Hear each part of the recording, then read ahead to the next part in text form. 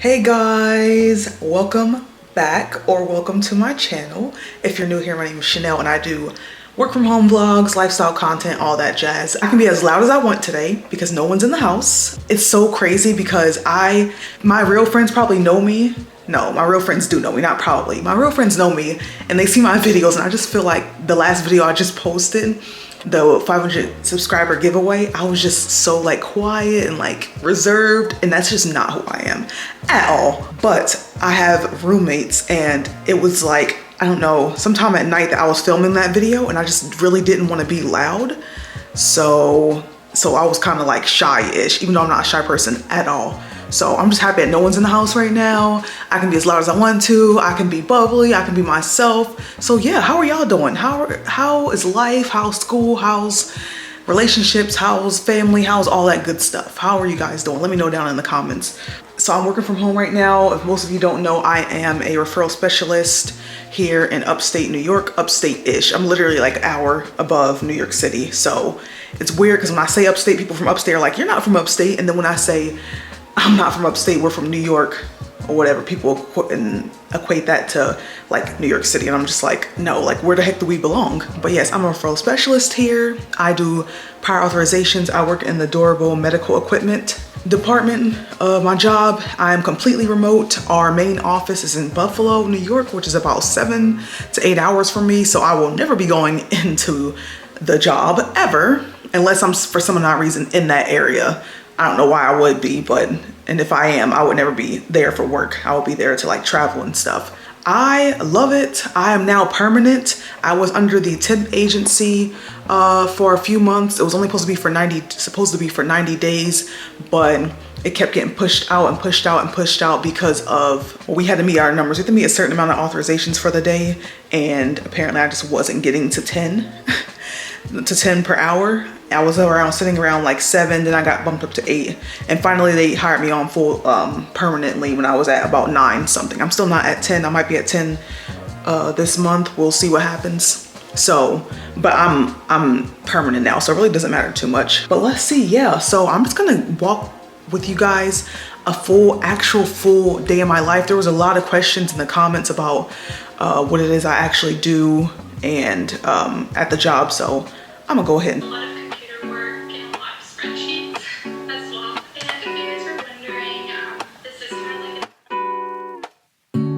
lazy Sunday mornings hiding under covers. And this is what my outfit is for work from home. I literally a t-shirt and my sweats, because working from home you can do that. It's so great. So typically when I first wake up, my shift starts at 8:30 a.m. I'll normally clock on maybe like 10 minutes in advance just to get everything set up, because it takes so freaking long to pull up everything each and every single day, which is funny because then the job doesn't want you clocking in early, because then by the end of the week you have like an extra 30 to 50 minutes on your timesheet, and they're like, oh, you're doing overtime, you're not supposed to do overtime. But I'm like, if I literally clock in at 8:30, it'll literally take me about 10 or 15 minutes to set up everything. And then by that time, I've already missed the opportunity to do 2 authorizations.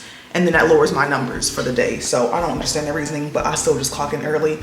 And I'll just keep doing that until people tell me not to. I really want to show y'all the setup and everything, but I don't want to, like, you know, HIPAA and stuff like that. And then if someone that works for my company sees it and they're like, yeah, we're gonna get in trouble. So I'm not gonna be able to show you guys much of anything, if anything at all, on my computer screen. But first things first, I'll wake up, I will clock in. The clock in is on Google Chrome. It's like a website that we use to clock in. After that, I'll go ahead and check my emails. And then we have a virtual desktop within the desktop. I don't know if you guys have ever seen it before, but the desktop we use is called Citrix, C-I-T-R-I-X. I've also used that at my previous job in North Carolina when I worked for the state. So it's a desktop within a desktop, if that makes sense. But yeah, I'll go ahead and pull that up, and that sometimes each day does not want to work, which is so annoying, because if it doesn't want to work, then it's going to take me even longer to get ready and to get set up. So that's another reason why I like to clock in early. Citrix is sometimes trash, but it's the best trash apparently, because all these jobs use it. Yeah, so I'll clock in, I'll pull up Citrix, I'll go ahead and open up Excel. We use Excel to keep track of like all the HICPIC codes and kind of like ICD-10 codes, but the HCPCS codes, like the codes for wheelchairs, hearing aids, knee braces, leg braces, things like that.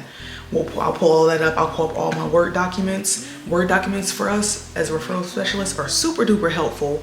The Word documents keep, I use those to keep track of all the fax numbers, because a lot of providers like to submit requests with no fax numbers, even though faxing is a major part of our day. I'll never understand why they don't include those. I'll use them for, to keep track of like ways to word the faxes, because you have to be professional, but no one has time to keep writing over and over again different paragraphs and stuff. So we keep a Word document that has a whole list of word verbiage for providers, pretty much. So if someone faxes a request and they're missing something, then I'll go to the Word document and I'll be like, okay, hey, what does that need to fax them back?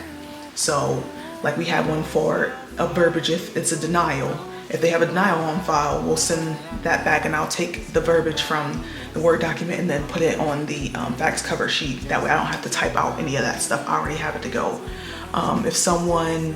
If a rental item has capped, they can only have rental items for 10 months, and then after that it becomes a purchase. So if they've had it on file for 10 months and they put another request for another rental, then I'll go ahead and fax back that verbiage from that Word document that says, hey, basically your rental item is capped, you have to purchase it now, we can't put it on file as a rental.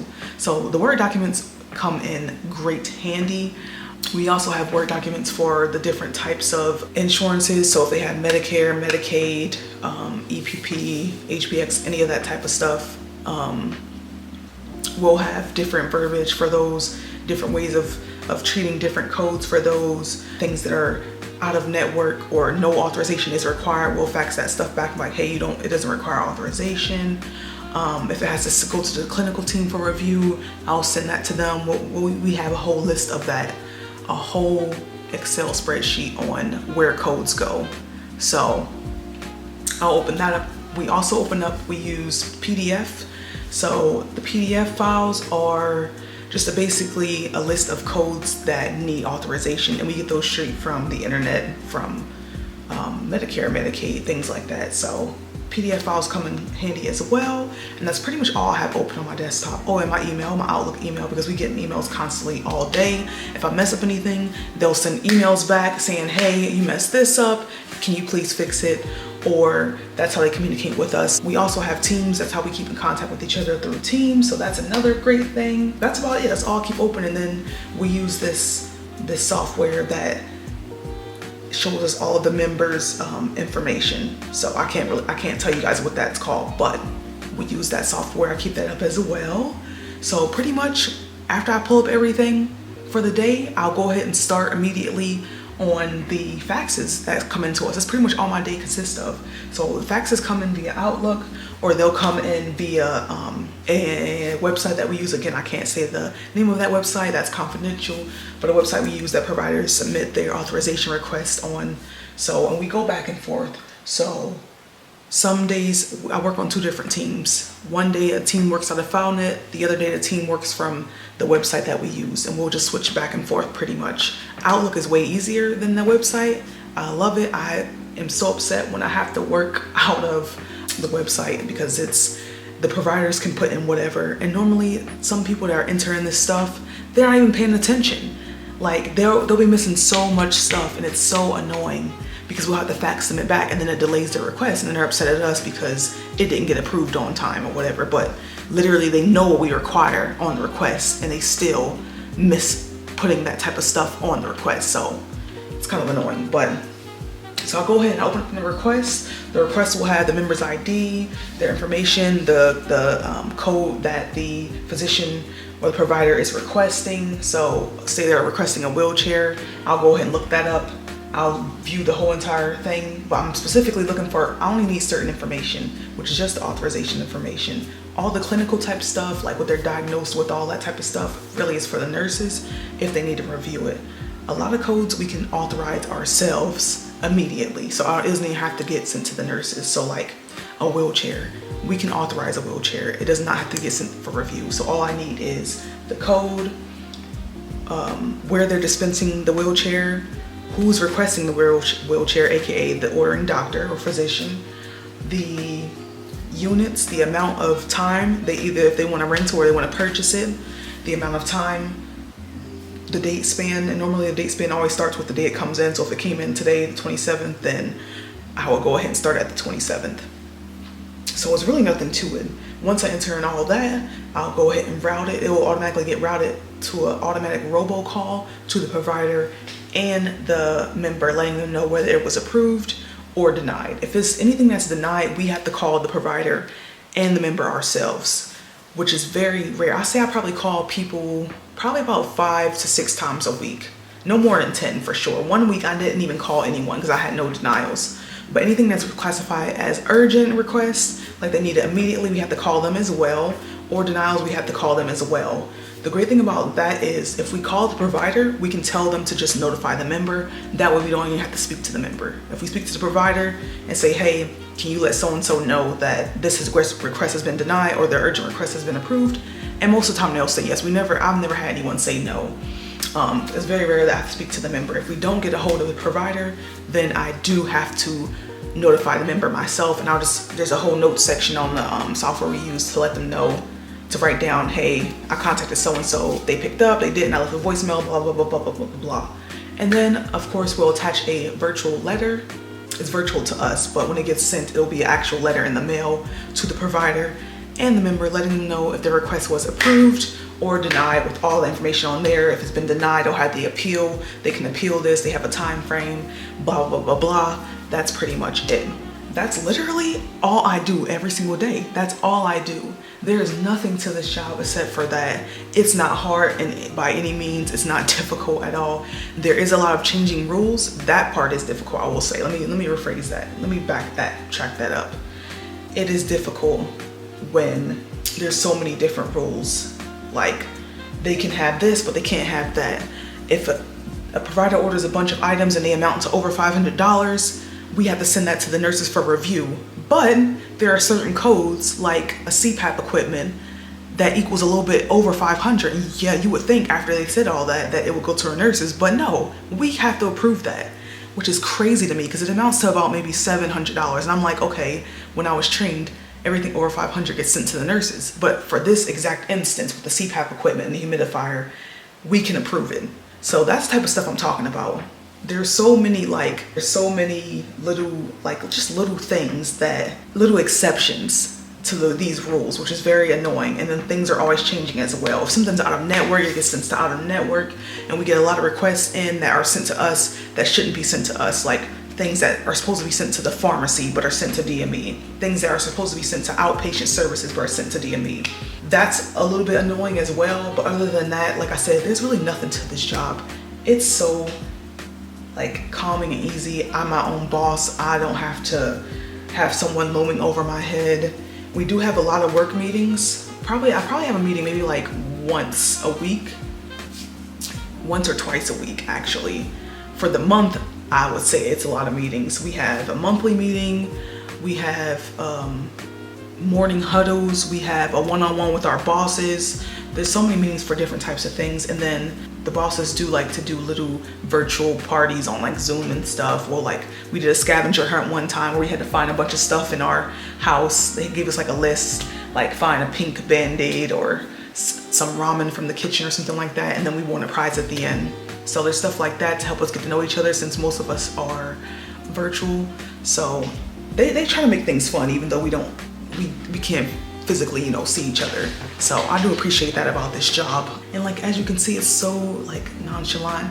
I need to do 70 authorizations per day, and I normally do most of them in the mornings. I'll do about 50 or 60, and then in the afternoon I'll do 10 to get to my 70, and then I'll go on, but I won't be as vigorous in doing them because they want us to meet 70. But then what happens is when you're trying to do things really fast so you can meet your numbers, then your accuracy suffers. So I was telling my boss, we had I had a 90-day evaluation of working for the company. I started here in April, but I had a 90-day evaluation in September, last month, because I missed the other meeting for some reason. I can't remember the reason, but my numbers, when they go up, my accuracy goes down. So they want you to have 10 auths per hour, but when that happens, I make more mistakes. Whereas when I take my time, I make less mistakes. So that's another annoying thing that annoys me. But I mean, what can you do? You just try your best. I'm sitting at about 9 something per hour, which I think is great. Okay, I think that's great. Yeah, that's pretty much what I do as a referral specialist. If you guys have any more questions, feel free to ask them down in the comments. Actually, someone did have a question, and I might as well answer it right now while we're on here.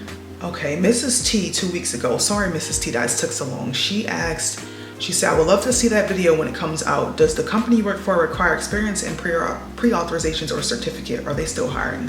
So first and foremost, yes, they are still hiring. They are still hiring. You can go online and hire and apply to them. I don't want to say the company name, but Miss T, if you're watching this, you can go ahead and DM me on Instagram and I will let you know who the company is. The other question was, do they require experience in prior authorizations or a certificate? No, they do not require a certificate. No, they do not require you to have experience in prior authorizations. Does it help? Yes, but I'm telling you right now, I never worked a day in my life in insurance like this when I was hired on. I worked in ophthalmology. Yes, I did do the front desk sometimes, and I did touch insurance sometimes, but it was nothing like this. And it was all like optical and ophthalmic related codes and things like that. So that was my experience. I also worked in the pharmacy and I did do a little bit of insurance with them, but honestly, I don't even remember half the stuff I did in the pharmacy. That was years ago after I graduated high school. All I remember is I was counting pills. That's it. So would I say they require this stuff? No, but does it help to have experience in that? Yes, but honestly, people I work with, I think someone said that someone was a bartender or something. I don't know. Someone did something. So I feel like that they'll hire you regardless, as long as you have experience in customer service and working with the public. If you have experience in anywhere in the medical field, definitely put that on there. Make sure you word things in a certain way that can cater toward the job you're applying for, of the referral specialist. So that's just my advice to you. If you haven't already checked out my vlog about how I got the job, and I just offer some more helpful tips on how to apply and things like that, what to put on your resume, I'll go ahead and attach that video to this video just so y'all can get a sense of what it is I do. No, I'm sorry. You can get a sense of how to apply. And yeah, if y'all have any more questions, feel free to drop those down below. If I missed anything, I'm sorry.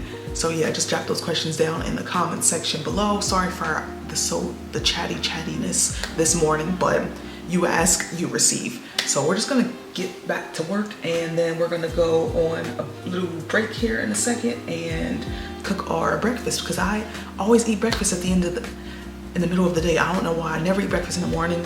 I just have a cup of coffee, which I left in the microwave. I need to go get. I had to reheat it. I just get coffee in the morning and I immediately go to work, and then I don't eat until around like 12 or 1 o'clock. So that's me. That's me. But yeah, let's get back to it.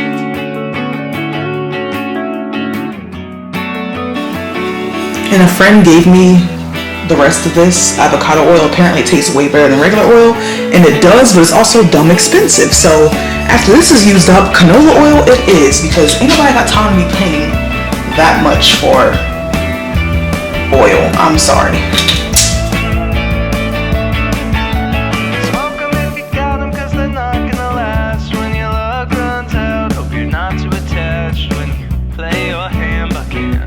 My food is not aesthetically pleasing at all. Yeah. Sausages broke, egg fell on the floor. It is what it is. But this is my lunch, and I'm gonna have some coffee.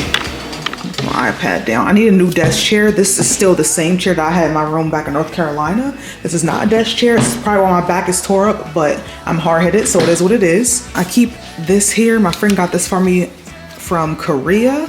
It's a little note or mini word book, but I use it for notes for work. This thing is like my lifesaver when I don't feel like looking something up on the computer. I keep some tissues because my nose is always snotty. I'm gonna be real with y'all. I don't know what it is about waking up in the mornings, but my nose starts running even though I'm not sick. Portable desktop here. I always keep another little notepad just for different types of notes if I may need them. I got my iPod's cases. I'm using this one right now because this one is so cool to me. Some little gifts that friends have given me. Yeah, anyone else thinks that the AirPods die too quickly for how expensive they are? Like, I should just put my money together and got some Beats, because what the heck? I keep a nice little picture here. I just put this up actually because I took it off the wall, didn't know what to really do with it. And then our landlord is really like annoying with things that can go on the walls and things that can't. So pictures are not one of them unless we can find some way to stick them up on there without drilling a hole in the wall. So this is very cozy to me and just gives my desk more of a woodsy vibes, I guess. My aesthetic overall is, what is it? Rustic. So I guess that kind of adds to the rustic. I keep some candles here. These are from TJ Maxx, or are they from, yeah, TJ Maxx. And they smell amazing. Like this one here smells like the whole entire house. It smells amazing. And it has that wick. I don't know what it's called, but it's not really a not the normal candle wax thingy. It's, I don't know what it's called. If y'all know what it's called, comment down below, but I love the way that burns. I did move some more things down here. I need to move stuff around again because I don't know what's going on down there. I have a bunch of wax cubes that I got from Walmart. They're fall scents from Better Homes, and there's another brand here. Sensationals. Oh my goodness, but these smell amazing and they smell up the whole entire room wherever they're at. I keep the lamp in my bedroom.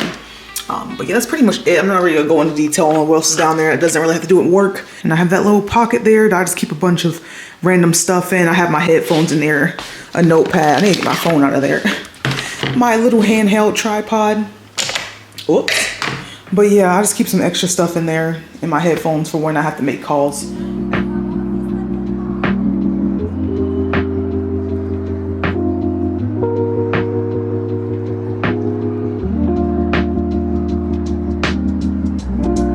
Hey guys, so I'm about to clock back in from lunch. Before I clock in, I just wanted to offer just a few little helpful tips that I wish I would have personally knew before I started working from home. And although I'm gonna give some of these tips, and you're probably gonna look at me like, bro, you're not even listening to yourself right now. Yeah, I'm gonna give them because I'm still a work in progress. As usual, we are all our works in progress. So yeah, these are just a few things that I wish I would have known. And it's just a few, just like 3. First off, clocking in early. So I know I said that I clock in 10 minutes in advance to get everything set up. However, I do recommend clocking in early if your job allows, like 15 to 20 minutes, or not even just clocking in, but just waking up 30 minutes before you actually have to clock in. Knowing that you work from home and that you can literally jump out of your bed and go straight to your desk or your workspace is really, really bad, because you know you can just wake up, roll over. Some people who work from their bed roll over and clock right in without having to do anything to get ready.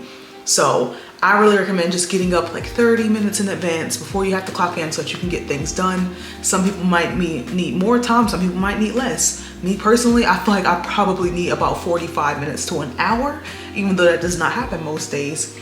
But I should be taking 45 minutes to an hour to get up before I clock in, to brush my teeth, to make my coffee, to read my text, do my Bible reading, whatever it is that I may have not done the night before that I do like to take time in the morning to do. Because I don't know, something just about sunrises just gets you like just ready and for the morning, for the day, get your day just going. So that was one thing. 2, get dressed in presentable-ish clothing, or clothing that you would normally wear if you were actually working outside of your home. So like right now, I would not wear this, but it's so hard, it's so comfortable. It's so hard, but just do it sometimes and you'll see the difference. Just sometimes. I wouldn't do it all the time because you can't do it all the time. No one's perfectly put together 24/7 every single day, but just taking some days out of your week to get dressed, and maybe some slacks, a nice button-up shirt or a nice pretty dress, do your makeup, do more to your hair and just brush it out or whatever. Just getting dressed really sets the mood for the day, I think. Like I got dressed a few weeks ago. I did my makeup in the morning. I went to the gym. It was just a great day. Everything just fell into place. I had on some nice pants and a nice little pretty sweater with some earrings and everything. And it just, I don't know, it feels like you're actually working. I mean, obviously you're working, but it makes your day feel different in a great way. So again, I know this can't happen all the time for people. It does not happen all the time for me. As you can see, I'm in sweats and a t-shirt. We have those days, that's okay. Just sometimes take that time out for yourself. Lastly, stand up, walk around, go outside. Yeah, so we have 15-minute breaks, and it's really easy to just like sit at your desk for those 15 minutes and just like be on your phone or just be looking around or watching TV or something, move from your desk to your couch to watch TV. But it's so important, I cannot stress this enough, to just get up and walk, stretch, go outside, smell the fresh air, smell the breeze. It's October. October is beautiful, and we don't have it for long. After October, November, especially in New York, after about, I don't know when, maybe, I feel like someone told me like the first or second week in New York, the leaves start going away, and then So take advantage of the fall right now.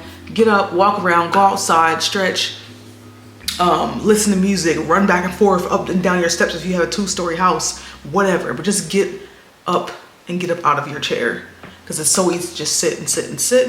And y'all, I ain't got no meg knees. I ain't got a meg back. I don't even know what the heck is going on. But I can already see, like, when I'm about to hit into my 30s, that we're gonna have some issues.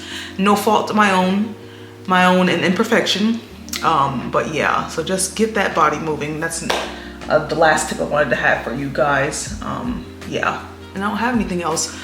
Okay, I'm about to get back to work.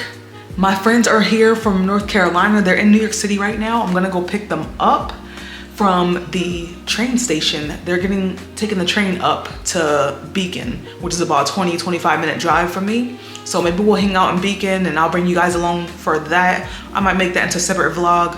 I don't know, we'll see what happens. If you guys like long vlogs, let me know. Most people like long vlogs. I don't know how I feel about them. I'm not gonna do it if you guys don't wanna see it, but if you wanna see it, I'll make this into a kind of a work from home / Beacon travel vlog type day. So I'll go ahead and pick them up and you guys will get to meet them. They're so supportive here on this channel. Well, one of them is. The other one knows what she is. Just kidding. She's a background viewer. But yeah, let me get back to work and I'll see y'all in a little bit.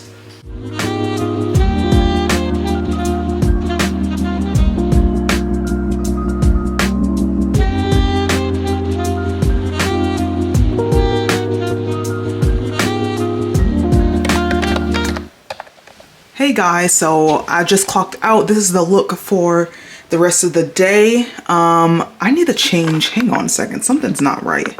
Oh dang, I can't change it while it's recording. That's okay. We're looking yellow, but this outfit is not yellow at all. Hang on. I'll be back in a second. There we go. Okay, so this is the actual color.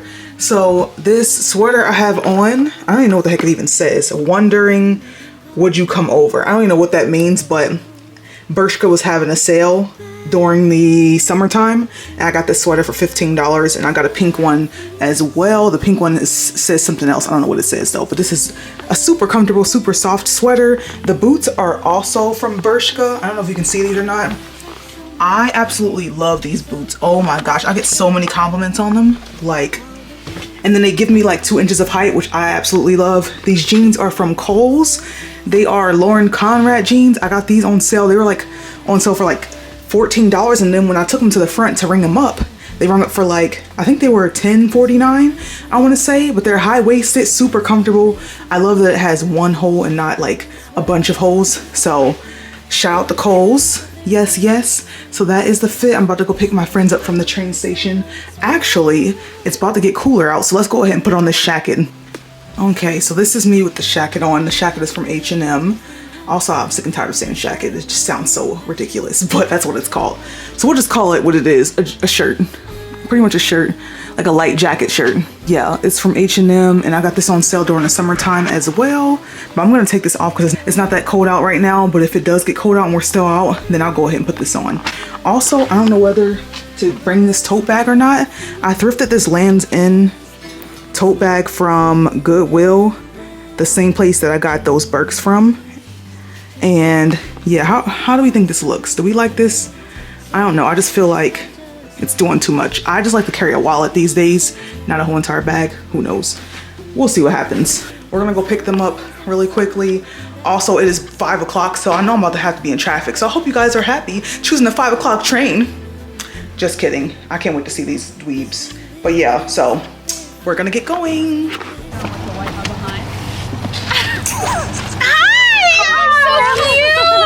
Okay, why are you so cute? Huh? I'm not. This is literally just garbage I picked out of my basket today. Hello. seriously? Yeah. This is something that I picked out of my basket today. You can't help yourself, can you? You just can't help yourself. You just always gotta be smart. Wig laid. Wig laid. This is 5-star service. Oh, look at the view. The view's right Look at here. the view. Where is it? Oh, you look so cute. There's really not much you can do but marvel at the residue, 'cause it still feels like summer, but it's soaked in nostalgia slowly. All the leaves start turning brown, 'cause it still feels like summer, and I simply don't wanna see the cool wind sneak back in our town. What else am I going to be doing? You're so thoughtful. And say goodbye to summer.